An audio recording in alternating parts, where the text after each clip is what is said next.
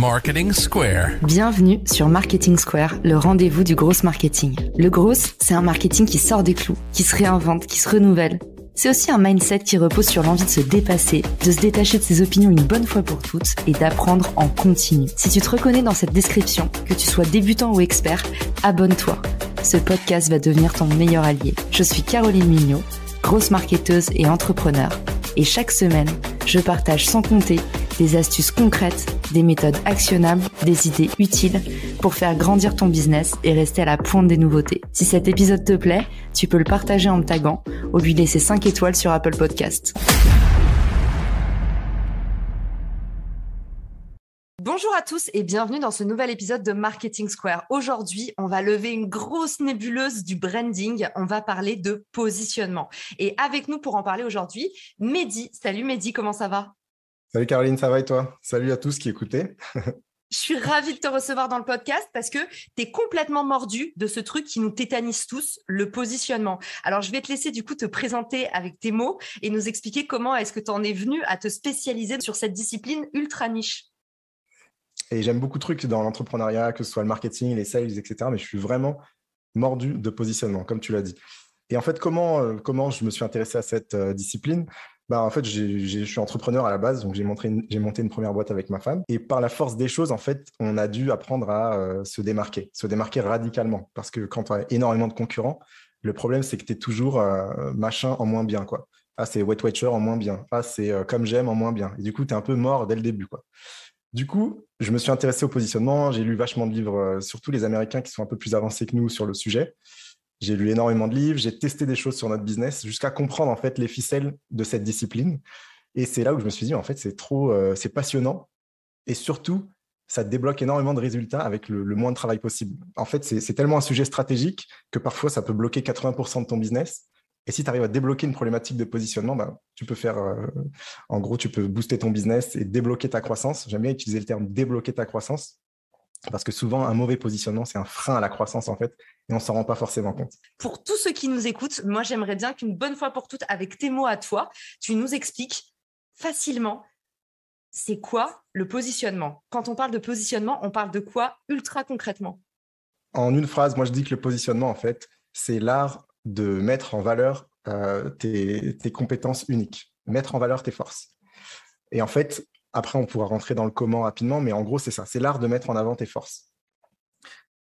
Et en fait, on se rend compte que la plupart du temps, les entrepreneurs ne réfléchissent pas forcément à cette problématique. Ils se disent, j'ai construit tel produit, donc je vends tel... Je sais pas, tu as une entreprise de database, par exemple, je vends des databases. Et c'est pas forcément... En fait, tu n'es pas forcément une entreprise de database. C'est peut-être autre chose. Et c'est ça le positionnement. C'est délibérément dire ce qu'on est, de sorte à ce que on rentre dans la catégorie qui met en avant nos forces. Et donc, voilà pourquoi on va s'intéresser au positionnement aujourd'hui au travers du personnage Éric Zemmour, parce qu'on ne peut pas nier qu'aujourd'hui, il a trouvé un positionnement qui le démarque et qui fait qu'il arrive à obtenir... En fait, on va dire que Zemmour est une entreprise, il arrive sur le marché et il prend 17% de part de marché. Donc nous, en tant que business, on se dit, OK, il faut que je comprenne ce qu'a fait ce mec parce que je vais m'en servir. C'est génial. Et du coup, c'est tout le but de ce podcast, c'est comprendre qu'est-ce qu'a fait Zemmour pour prendre 17% de part de marché en un mois ou deux. On est pendu à tes lèvres, dis-nous tout. Donc le premier point, c'est ce qu'il faut comprendre, c'est par défaut, si vous ne vous positionnez pas, le marché vous positionne. Vos prospects vous positionnent, vos clients vous positionnent. Et ça, c'est très dangereux parce que souvent, on nous met dans la mauvaise catégorie. Si on prend le cas Zemmour, par exemple, il se présente à l'élection présidentielle, on se dit, OK, c'est un candidat, un mec de la politique. Donc, dans notre esprit, on le positionne en tant que politique. Et ça ne l'arrange pas du tout, Zemmour. Parce qu'en politique, il n'a pas d'expérience. Et du coup, j'en arrive à mon deuxième point, c'est que quand vous êtes positionné par défaut et que vous êtes mal positionné, on va vous comparer à des gens qui, eux, ont des features, ont des attributs qui sont mis en valeur dans leur catégorie. Donc, typiquement, si Zemmour s'était présenté comme un candidat politique, on l'aurait soit comparé aux mecs de Les Républicains, donc les mecs de la droite, Xavier Bertrand, il me semble, c'est lui qui est un peu au top dans les sondages. Et on aurait dit, OK, en fait, Zemmour, c'est Xavier Bertrand en moins bien. Parce qu'il se présente comme un mec de la droite, mais il a beaucoup moins d'expérience en politique, et donc, à quoi bon ? S'il s'était positionné en tant que politique d'extrême droite, on aurait dit, Zemmour, c'est Marine Le Pen en moins bien. Parce que Marine Le Pen, elle a plus d'expérience politique que lui. Donc en fait, on voit bien que si Zemmour se positionne dans le contexte, dans la catégorie des politiques, il est mort. Parce qu'à côté de lui, il a des mecs qui sont beaucoup plus expérimentés que lui. Et ça, si on fait le parallèle avec une entreprise, si vous êtes... je parlais l'autre fois avec un mec, par exemple, ça me permet de rebondir, qui lançait une application qui ressemblait à un job board. Ce n'est pas un job board, mais les gens le positionnent dans la catégorie job board. Parce qu'il n'est pas positionné, justement. Bah, typiquement, on le compare à LinkedIn et on dit, OK, pourquoi je dirais acheter LinkedIn en moins bien? Ça n'a aucun sens. Et donc, il est mort avant d'avoir commencé. Il peut faire du marketing, il peut faire les sales qu'il veut. Il a le frein à main qui est mis et du coup, il ne pourra jamais exploser sa croissance. C'est ça, en fait, le problème d'un mauvais positionnement, c'est que c'est un frein à la croissance. Du coup, revenons sur notre ami Zemmour. Vous voyez, c'est plus business que politique, hein, mais je pense que l'exemple nous permet vraiment de simplifier ce qu'est le positionnement. Ce que fait Zemmour, c'est qu'il se dit « je ne suis pas un politique ». Et il joue de ça, justement. Il dit « je ne suis pas un politique ». Et il se positionne comme un historien. Donc, il nous raconte tout le temps l'histoire. Et c'est vrai qu'il est calé en histoire. Du coup, sa feature principale, c'est l'histoire. Et c'est l'histoire de France, notamment. Personne ne peut le battre sur ce terrain-là. Du coup, il se dit, bah tiens, si je me positionne en tant qu'historien, ce sera moi le plus fort. En gros, c'est un peu son avantage compétitif. Exactement. C'est l'art de mettre son avantage compétitif en valeur, en le plaçant dans un contexte favorable. Typiquement, le contexte politique est défavorable à Zemmour, alors il se met dans un contexte d'historien et de polémiste. Et c'est pour ça que, c'est exactement ça, tu as très bien résumé, c'est pour ça qu'il peut jouer sur sa force à fond, et c'est pour ça qu'on ne le compare pas à Marine Le Pen ni à Xavier Bertrand, c'est parce qu'il est pile entre les deux, en fait, grâce au fait que ce soit un historien. Du coup, j'en viens à mon troisième point. Le meilleur positionnement pour Éric Zemmour, c'est d'être un historien, d'être un journaliste, d'être un polémiste, mais en tout cas, de ne pas être un politique. Et ce qui est vraiment intéressant, c'est que du coup, sa feature de ne pas être un politique, qui est négative dans un contexte politique, elle est vachement positive maintenant. Parce qu'il se dit, moi, je ne suis pas comme les autres, je ne suis pas un pourri de politique. Et du coup, il se met en avant avec des features négatives. Et ça, c'est extrêmement fort. Et ça, bien d'autres l'avaient fait avant lui, justement. Hein. C'était lancé dans la politique en disant, justement, on a plein d'exemples en France ou aux États-Unis que je vais m'en citer, mais tu vois, il y avait eu Coluche, par exemple. Enfin, il y en a plein qui souvent prennent le contre-pied de la tendance. Emmanuel Macron avait fait la même chose. Il s'était placé en tant que pas politique, c'était un businessman, c'était un banquier, et il était ni de gauche ni de droite. Donc, il avait créé un positionnement extrêmement favorable, parce que c'est une époque où tout le monde en avait marre des politiques. C'est ce qu'a fait Trump aussi. Trump s'est positionné comme businessman et ça lui permet de se sortir du lot. C'est vachement intelligent, en fait. Ouais, donc c'est le point commun de tous ceux qui arrivent à pénétrer un marché. C'est finalement, quand il y a trop de demandes, prendre le contre-pied. Exactement. Quand il y a trop de concurrence, il faut vraiment réussir à se positionner, à créer un contexte favorable. Parce que si vous êtes dans le game, c'est que vous avez des clients qui sont satisfaits. En général, c'est ça, l'entreprise type, c'est une entreprise qui a des clients satisfaits, mais que les prospects ne comprennent pas du tout ce qu'elle fait. Ça veut dire qu'en fait, un peu par hasard, tu as réussi à convaincre des gens et maintenant qu'ils utilisent ton produit, ils t'adorent. Mais à chaque fois que tu dois convaincre quelqu'un, tu dois commencer par « en fait, moi, je ne suis pas ça, hein. Je ne suis pas ça, je ne suis pas ça, je ne suis pas ça ». Tu vois, pour te différencier. Mais ça doit être obvious, en fait, que tu n'es pas ça. Et ça doit être évident que ce que tu es doit être évident. Et ça, c'est ça le positionnement, en gros. Pour finir notre étude de cas avec le fameux Zemmour, en fait, il a réussi vraiment à mettre ses forces en valeur, à se positionner en tant qu'historien, pile. En fait, c'est marrant parce qu'il n'est pas ni de gauche ni de droite, mais il est ni de droite ni d'extrême droite. Donc, c'est pour ça que c'est vraiment le même mécanisme que Macron, et c'est pour ça que j'ai voulu parler de cette étude de cas, parce que ça a fonctionné avec Macron. On ne sait pas si ça va fonctionner. Tout ce qu'on sait, c'est que pour l'instant, ça lui permet d'avoir 17% de part de marché. Un petit frisson m'a parcouru le dos. Comment est-ce que maintenant, on peut utiliser ces techniques-là et les mettre en application pour son business? Souvent, on a un positionnement par défaut. C'est-à-dire qu'on s'est laissé, on n'a pas réfléchi au sujet. Et du coup, on se met dans une catégorie par défaut. Par exemple, on se dit, moi, je suis une entreprise de database, donc allez, je me mets dans la catégorie database. Et je vais concurrencer tous les gens qui font des databases.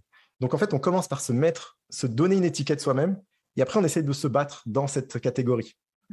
Et du coup, souvent, on se tire une balle dans le pied, quoi, parce que ça se trouve, il ne fallait pas aller dans cette catégorie-là. Du coup, comment faire en clair? Je vais prendre vraiment le cas typique des entreprises. C'est ce qui arrive souvent. Hein. Vous avez réussi à convaincre des clients, les clients sont hyper satisfaits, mais les prospects n'arrêtent pas de vous comparer avec d'autres entreprises, et du coup, c'est hyper dur de closer. Ou alors, même votre site, on ne comprend pas ce que vous faites sur votre site et du coup, on vous compare pareil. Ou alors, on vous compare à quelqu'un qui est moins cher que vous et vous dit, en fait, tu fais comme machin, mais en moins cher. C'est pour ça que je dis que ça bloque la croissance. C'est qu'en fait, je reviendrai après sur ce point-là. Mais en gros, comment se positionner? Déjà, il faut parler avec vos meilleurs clients. Je vais vous donner un process en 3 étapes. Vous parlez avec vos meilleurs clients et vous essayez de comprendre comment eux utilisent votre produit et qu'est-ce que vous êtes à leurs yeux. Vous pouvez leur poser plein de questions. Par exemple, qu'est-ce qu'ils feraient si vous n'étiez plus là? Si vous n'étiez plus là, qu'est-ce qu'ils feraient vos clients? Et ça vous permet de comprendre comment les gens vous utilisent. Est-ce que vous êtes vraiment une database ou ça se trouve, vous êtes autre chose? Ça se trouve, les gens vous utilisent comme, je ne sais pas, un outil d'analytics. Et là, ça peut être intéressant parce que vous dites, moi, je suis une database, alors qu'en fait, non, aux yeux de vos meilleurs clients, vous êtes un produit d'analytics. Donc ça peut être une première étape. Ensuite, ça vous permet de vous comparer à vos vrais concurrents. Parce que souvent, on dit les concurrents, c'est ceux qui font la même chose que nous. En fait, vos concurrents, c'est ceux qui résolvent le même problème que vous pour vos clients. Et ça, c'est vachement intéressant. Ce qui revient le plus quand on demande aux gens, qu'est-ce que vous feriez si, à nos clients, qu'est-ce que vous feriez si je n'étais pas là? Des fois, ils disent, j'embaucherai un stagiaire. Ça veut dire que votre concurrent, c'est le stagiaire.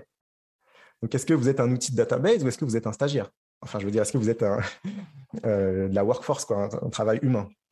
Donc, toutes ces réflexions, elles sont vraiment, en fait, elles sont vraiment intéressantes à avoir avec vos meilleurs clients parce que c'est eux qui tirent profit de ce que vous êtes vraiment. Donc, ensuite, vous pouvez, comme on l'a dit, étape 2, comprendre qui sont vos vrais concurrents. Et étape 3, définir vos forces par rapport à vos vrais concurrents. Quelles sont mes vraies forces uniques par rapport à mes vrais concurrents? Et en fonction de ça, de ces 3 points-là, vous allez pouvoir définir un contexte, donc vous placez dans une catégorie qui vous est favorable. Donc, si on reprend l'exemple de la database, ça se trouve, en tant que database, vous êtes pourri. Parce qu'en fait, Oracle est 10 fois meilleur que vous. Mais vous, dans votre produit, vous avez un outil d'analytics qui permet d'extraire des données de la database. Et ça, Oracle ne sait pas le faire. Mais du coup, en fait, vous êtes peut-être un outil d'analytics qui est hyper fort en database. Donc, vous allez vous mettre dans l'environnement produit analytics. Et là, vous allez être meilleur que Google Analytics parce qu'eux n'ont pas de database. Je dis un exemple. Mais en gros, c'est ça l'idée. C'est vraiment trouver le contexte favorable à vos forces. Je trouve que tu as mis des mots très justes et très simples sur ce concept souvent abstrait. Est-ce que tu peux nous illustrer ça avec quelques exemples, par exemple des entreprises qu'on connaît et nous dire en fait qu'est-ce que c'est que leur positionnement? Pourquoi je te demande ça? Parce que parfois, on a tendance à confondre baseline, proposition de valeur, positionnement. Alors du coup, est-ce que tu peux nous donner comme ça 2-3 exemples? J'ai un premier exemple, je le tente, même si c'est un gros cliché. C'est l'exemple d'Apple. En fait, je vais prendre Apple volontairement parce qu'on traite souvent Apple sous l'angle du branding. C'est hyper intéressant de parler du branding d'Apple. Ce qui est encore plus intéressant, à mon sens, c'est de parler du positionnement d'Apple. C'est-à-dire que Apple, en fait, comment ils font pour vendre des téléphones 2 fois plus cher que tout le monde? Ça, c'est une question qui reste en suspens. Alors, soit on répond, on dit les clients d'Apple sont cons. Voilà, ça, les anti-Apple disent ça en général. Ça ne nous avance pas beaucoup, peut-être, mais ça ne nous avance pas beaucoup, quoi. Du coup, l'idée, c'est de se dire, OK, comment ils font? Pourquoi? Et en fait, tout est dans le positionnement, dans le sens où Apple vend des téléphones, mais vend des téléphones. En fait, Apple, ce n'est pas une entreprise de tech, c'est une entreprise de luxe. Je ne dirais pas de luxe, mais de mode, en tout cas. Apple est l'entreprise qui fait la mode dans le domaine des technologies. Et c'est pour ça que je ne veux pas tomber dans le cliché de dire ouais, Apple, c'est beau, c'est du design. Ce n'est pas que ça, c'est surtout qu'Apple répond à un besoin auquel les autres ne répondent pas. En fait, Apple répond à votre besoin d'être stylé. En fait, soit vous n'aimez pas Apple et vous ne trouvez pas du tout ça stylé, soit vous aimez Apple et vous trouvez ça stylé, et des fois, vous n'osez pas l'admettre. Vous n'osez pas l'admettre que quand vous mettiez vos AirPods, vous vous trouvez stylé. Mais en fait, c'est ce qui se passe, en vrai. Vous n'osez pas admettre que votre Mac, il est beau et il vous rend stylé. En fait, c'est une entreprise de mode. Et d'ailleurs, c'est très intéressant parce qu'Apple a embauché, je crois, des gens de chez Burberry, des gens de grandes maisons de mode. Et Apple, du coup, devient unique face à ses concurrents, dans le sens où c'est la seule entreprise de tech qui est stylée, qui vous rend stylé. Et ça a de la valeur de vous rendre stylé. C'est un besoin, je veux dire, c'est une manière de se démarquer dans la société et ça vous apporte donc de la valeur. Le positionnement d'Apple, c'est mode et tech, ou en tout cas, c'est une approche mode de la tech. Et la baseline, c'est think different. C'est ça. Exactement. Je comprends vite, mais il faut m'expliquer longtemps. Très bien. En tout cas, merci beaucoup, Mehdi, d'avoir levé toutes mes petites questions sur le positionnement. Où est-ce qu'on peut te retrouver pour ceux qui souhaiteraient retravailler ou travailler leur positionnement, te poser une question ou t'envoyer des mots d'amour après l'épisode? Sur LinkedIn, principalement. C'est là que que je commence à créer du contenu. Parfait. Et du coup, je mettrai le lien de ton LinkedIn dans les ressources de l'épisode. Merci à tous pour votre écoute. Et puis, Mehdi, merci pour tout ce que tu nous as partagé aujourd'hui. On te dit à très vite du coup sur LinkedIn. Yes, à bientôt. Salut. Ciao. Si t'as écouté jusqu'ici, c'est certainement que cet épisode t'a plu.